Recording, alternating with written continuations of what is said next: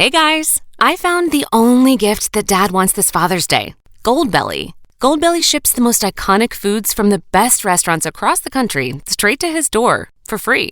Let him relax and enjoy award-winning barbecue from Texas, epic deep dish pizza from Chicago, or colossal pastrami sandwiches from New York. Make Dad feel like an absolute legend this Father's Day and go to goldbelly.com to get 20% off your first order with promo code DAD. That's goldbelly.com, code DAD. The Red Apple Media Podcast Network presents This is Protecting America. Now, here's Emmy-winning journalist Rita Cosby. And welcome to another edition of Protecting America. I'm Rita Cosby. House Speaker Kevin McCarthy has announced that the House will begin an impeachment inquiry into President Joseph Biden. And joining us now to discuss this is the great constitutional law expert and also Harvard professor emeritus. He's also the author of many great books, including his new one called Get Trump.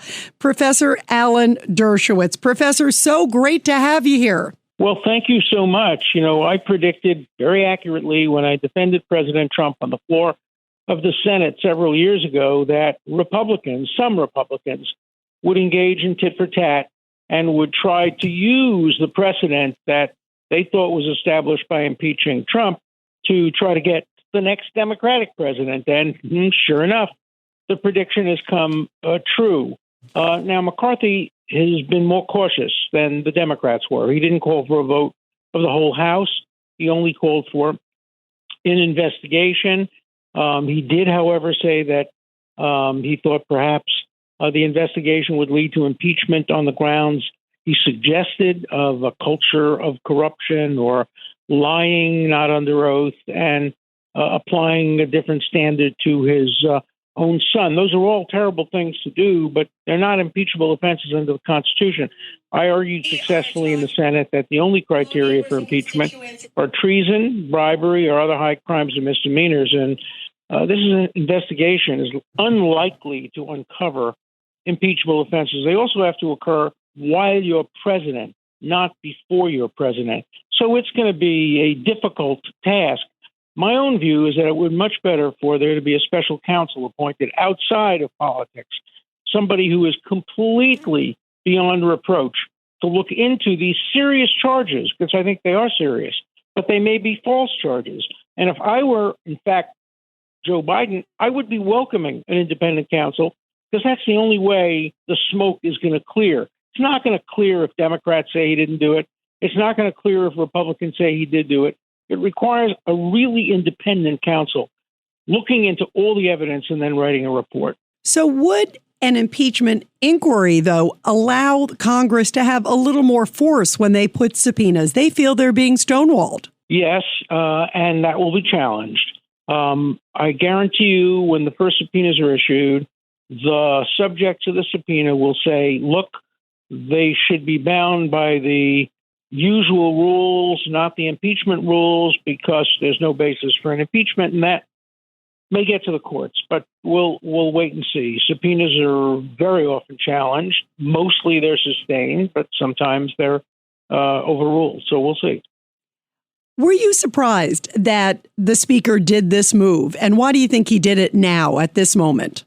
Oh, he did it now because Congressman Gates from Florida basically threatened him and said, you're hanging on by a string here. Remember how close the vote was to make him speaker.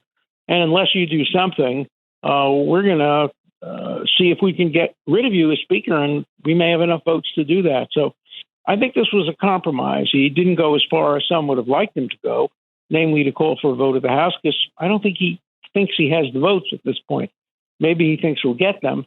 But this was an attempt to try to strike a compromise between the extremists who really want impeachment now and moderates who say, let's just wait and see what the evidence uncovers. How long could this take? How long could an inquiry go? Or could it just continue until whenever? It could go on for a long, long time. There's no limit to it.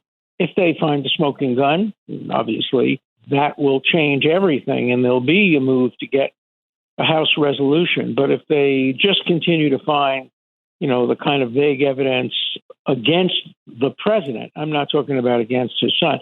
And remember, for an impeachment, you also need to have evidence of treason, bribery, other high crimes and misdemeanors committed while he was president, not while he was vice president a couple of terms ago. So it's unclear how long it will go. Again, it would have been much better, and it still would be better, if the Justice Department were to create a special counsel to look into these very allegations. They deserve investigation, but the partisan investigation by Congress not going to satisfy anybody. Do you see, though, Professor Dershowitz, this Justice Department doing that move? They seem to be stonewalling every step of the way, at least the Republicans. I don't. I suggested on my podcast today, The Dersh Show, that the Attorney General will appoint the three-person commission, perhaps a former justice of the Supreme Court, a couple of former judges, and they would then have the authority to pick the special counsel who would be above reproach and beyond politics. But as I said on my show, it's a dream, and it's very, very unlikely to happen. I think that they would prefer to see the investigation conducted in a partisan fashion, which gives them deniability. If there was a special counsel that came across real evidence of impeachable offenses, it would be very difficult to overcome that because there would be no partisan involvement in that investigation and that decision. But we live in a partisan world and a divided world, and everything these days seems to be partisan. A constitution for me, but not for thee.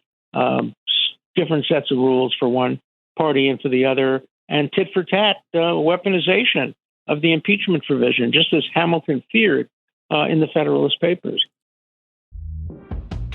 Your gut affects everything, even your mood. So Ollie created 2 brand new products to take care of your insides. Ollie Big 10 Probiotic has 10 strains of probiotics, their most ever, to support a healthy gut microbiome, immune system, and stress response. And Ollie Super Good Superfoods delivers 15 superfoods in tasty gummy form. Find them at ollie.com and exclusively at Walmart. Ollie! These statements have not been evaluated by the Food and Drug Administration. This product is not intended to diagnose, treat, cure, or prevent any disease. Plan on flying? In order to board domestic flights, your driver's license or state-issued ID must be a real ID. Learn how to get your real ID today at tsa.gov/real ID or visit your local DMV.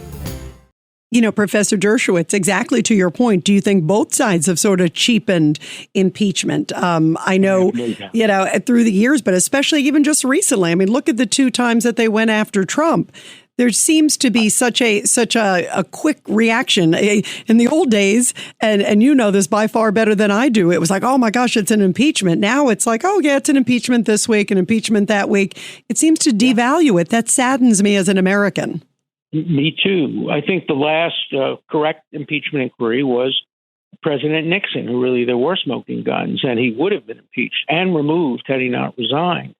But then they went to Clinton, which was a closer case because the evidence of a crime committed by Clinton was pretty substantial. I helped defend Clinton in that impeachment provision, but it was not a high crime. It was a low crime. It was a crime perhaps of misstating or being inaccurate about describing his sordid relationship with Monica Lewinsky, but that wouldn't qualify as a high crime. That's the kind of crime that Alexander Hamilton himself committed when he had an affair and paid hush money for a married woman with whom he had an affair back in the earliest period of our Constitution. So I think the cheapening occurred with Clinton, then it went to Trump twice. Now there's a danger it'll move to Biden. I hope wiser minds will prevail. Let's have the investigation. Let's see what it turns out. But if it doesn't turn out any more than we now have, that should end not with a bang, but a whimper. You believe that there isn't a lot now. What about all the FBI informant who came forward, who's a credible FBI informant, the FD 1023? He lays out some very serious bribery allegations, claims there's audio tapes of conversations with this Burisma executive and Joe Biden and the Burisma executive and Hunter. There's the suspicious activity reports. There's all the money. There's the Hunter Biden. I'm sitting next to my father. What pieces to those seem to ring out to you to say, wait a minute, this is pretty substantial. Don't you think that's more than just sort of, a whimper? Oh, I do. And that's why I think there ought to be special counsel. And that's why people should take that into account in deciding who to vote for. But most of these things occurred not while he was currently president, but earlier in time. A lot of them involve his son. Look, was he sitting next to his son when his son sent that email? Did he see the email? Was he there when phone calls were made? These are all issues that have to be resolved. There's a lot of smoke here, and there may be fire, but there may be arson. And so it's very, very important that there be a credible investigation. My fear is that an investigation conducted by either party, whether it be the investigation of January 6th conducted by the Democrats, which nobody should believe, or an investigation conducted by Republicans against Biden, which I think people will not believe unless it's self-proving. So it would be far better to have a nonpartisan, credible investigation, because there are serious charges. And if those charges are true, there might very well be a basis for legal consequences. Now, I want to have you play sort of devil's advocate on both sides, Professor Dershowitz, because you are the best legal scholar I know out there.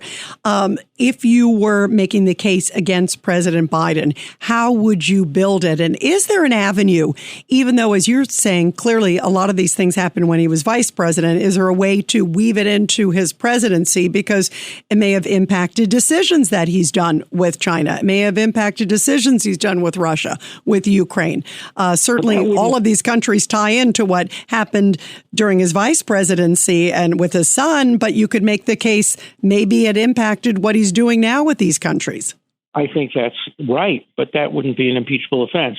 Even if hypothetically he let his son's behavior influence his approach to China or Ukraine, that wouldn't constitute bribery, treason, or other high crimes and misdemeanors. It's a very daunting criteria, very, very difficult to meet those criteria, as evidenced by the acquittals, obviously, of the last three impeached presidents, Clinton once and then Trump twice. So I think it's a long road toward impeachable offenses, but let's have the investigation. Let's see.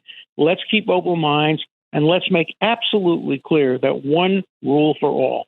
You can't have one rule for the Democrats, one rule for the Republicans, one rule for Biden, one rule for Trump. It has to be the same rule. The shoe has to fit on the other foot. Now, if you were working with the Republicans, how would you lay the case against the president? What would you piece together to create it? Well, I would look to see exactly whether or not any of the present policies could be traced to decisions that were made while vice president. I mean, I think the most serious charge, I don't know whether it's true or not, but the most serious charge is that as vice president, he withheld $1 billion worth of aid to Ukraine on condition that the Ukraine fire a prosecutor who allegedly was investigating his son.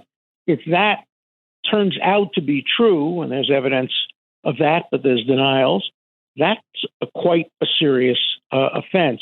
And if you could show that it then impacts current policies or current administration actions, it begins to make a case, but we're a long way. It's interesting you bring up how would it impact current day, because a lot of people aren't talking about that. I think you bring up some really powerful points. Mm-hmm. It certainly is interesting because, look, right now, as we know, Russia and Ukraine are in a war. We know that some of the money came in from Russian folks, at least to the son and to the son's businesses. It went to all these shell companies. I mean, it's sure, like as you said, it looks fishy. There does seem to be a lot of smoke. Yeah, and we have to clear the air one way or the other.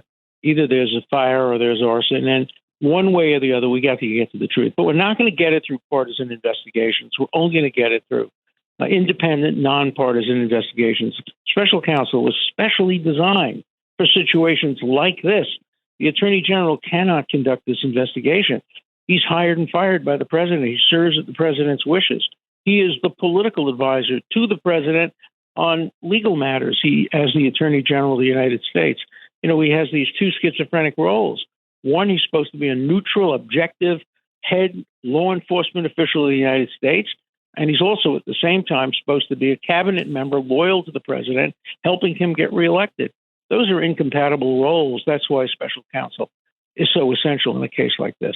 How hard is it to get a truly impartial special counsel? I think on the flip side, you could make the case that David Weiss is the worst person to be the special counsel of Hunter Biden. He is the worst possible person. He's an insider, which means he's disqualified under the rules. He lives in Delaware. Delaware has 18 people. It's the smallest state. Everybody knows each other.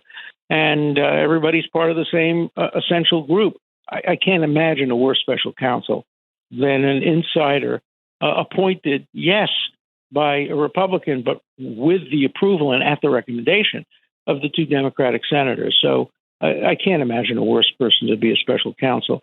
But there are so many good people out there, former judges, former presidents of universities, people who have no involvement in politics at all, and they could do a credible job. I remember when Nixon left office and President Ford brilliantly appointed the president of the University of Chicago to be the Attorney General of the United States, and everybody applauded it. Democrats, Republicans, left, right, center. He was the right person because nobody knew which side his politics were, if any. And he did a great job as Attorney General, restoring the country to its previous commitment to the rule of law. But without that, we would have been in trouble. But today we're so divided that somebody like him really doesn't exist. Edward Levy was the model for Attorney General or Special Counsel, but there aren't very many Edward Levys around these days. Still getting around to that fix on your car? You got this. On eBay, you'll find millions of parts guaranteed to fit.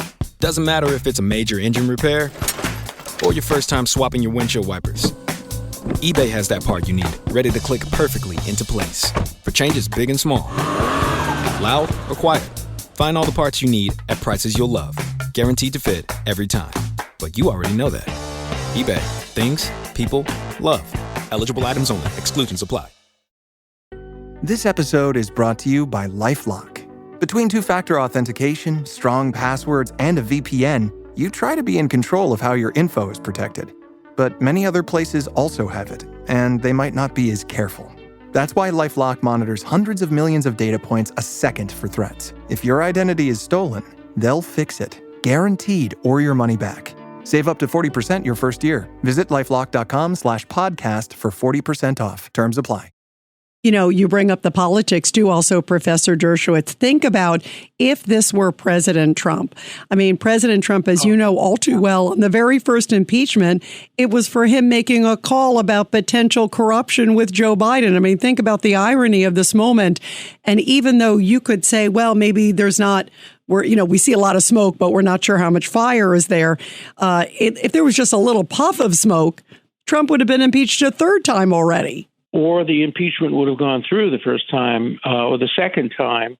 The problem is the Democrats, advised by Professor Lawrence Tribe and other radical woke people, didn't even bother to impeach Trump on constitutionally valid grounds. They went beyond the Constitution. I think these very same people are now going to say, oh, my God, you can't go beyond the Constitution in trying to impeach Biden. You're going to see them shifting on a dime now that the shoe is on the other foot. Before I let you go, I want to ask you about the 14th Amendment, too, because that is a big, huge issue. And you brought up Lawrence Tribe. He's been pushing for the potential of Trump not being on the ballot, can't be running because of the 14th Amendment. What do you make of these people who are throwing that out there? It's the most dangerous tactic I've seen employed in my adult lifetime, because it would be a substitute for impeachment. Impeachment is so difficult. 25th Amendment is so difficult. And what these constitutional radicals and self-serving constitutional analysts are saying, basically, is you don't need impeachment. Just say that he engaged in, revolution, rebellion, insurrection. It's self-proving. It's self-determining. It doesn't only apply to candidates. It applies to sitting officials, too. Any mayor of a city that's a sanctuary city could be brought under that, because sanctuary cities are insurrections, essentially. What they are statements by the mayor: we're not going to obey federal law. We're going to allow illegal people who the federal government wants to detain or deport to remain in our cities. So it can be used broadly. It could be used against the people who tolerated the post-George Floyd violence that occurred in many parts of the United States. It's so dangerous and it's so unconstitutional. Not surprising that it's never been used in our history. And now, for the first time, this Get Trump, it's the name of my book, Get Trump. Any means possible, no matter what it is, get Trump. So now they're going after him under the 14th Amendment. Very, very dangerous. And I predict it will not succeed. And, to your book's point, are you deeply concerned, Professor Dershowitz, where we are headed? Because as your book so aptly is called, it seems like at all costs, these things that never came up before, you never imagine, going after insurrection, going after this, 4 indictments. It seems like they may not be done yet. And yet all these moves, what do you see us headed the next, year, especially with the election, and also where we're headed judicially? It's getting worse, and they're going after lawyers now. The Shakespearean villain, Dick the Butcher, said, first, let's kill all the lawyers. And that's what Pol Pot did. That's what Stalin did. That's what Hitler did. That's what Castro did. And we're not killing the lawyers, but we're indicting them. If you look at the case in Georgia, in Fulton County, a handful of lawyers, some of them basically just for filing briefs that the other side disagrees with. The 65 Project is going after lawyers. When I complained about the 65 Project and volunteered to defend anybody who is threatened with disbarment or discipline just for defending Trump, when I said that, what do you think the 65 Project did? It filed a bar complaint against me so as to prevent me from defending these other lawyers in states that I'm not now licensed to practice. So it's McCarthyism, and we have to fight it, and I will fight it at every turn. Are you believing that we're at a point we can't turn around? I mean, do you see any end game? We can turn around, but we have to do it collectively. We have to do it in a nonpartisan way.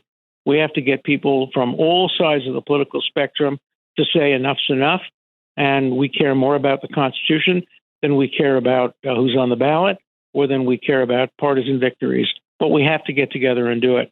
And that's why I love being on your show, because you have an audience that includes people from all aspects of the political spectrum. And we need people from all sides to stand together united on behalf of the Constitution. Do you think there's enough people who will bridge that gap? I hope so. But do you honestly think that that could happen, especially in an election year?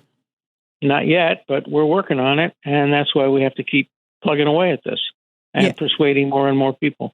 Yeah, 1,000%. By the way, everybody, be sure to subscribe and share to this podcast. And Professor Dershowitz, I love you. I love your book, everybody. It's called Get Trump. And thank you for all you do to protect America and protect our Constitution. Thank you. And thank you for all you do to protect our Constitution as well. Take care. And everybody, I'll be back soon with another great edition of Protecting America. And of course, you can catch me every weeknight, 10 p.m. to midnight on the legendary WABC Radio. This is Rita Cosby, and thanks for all you do to protect America.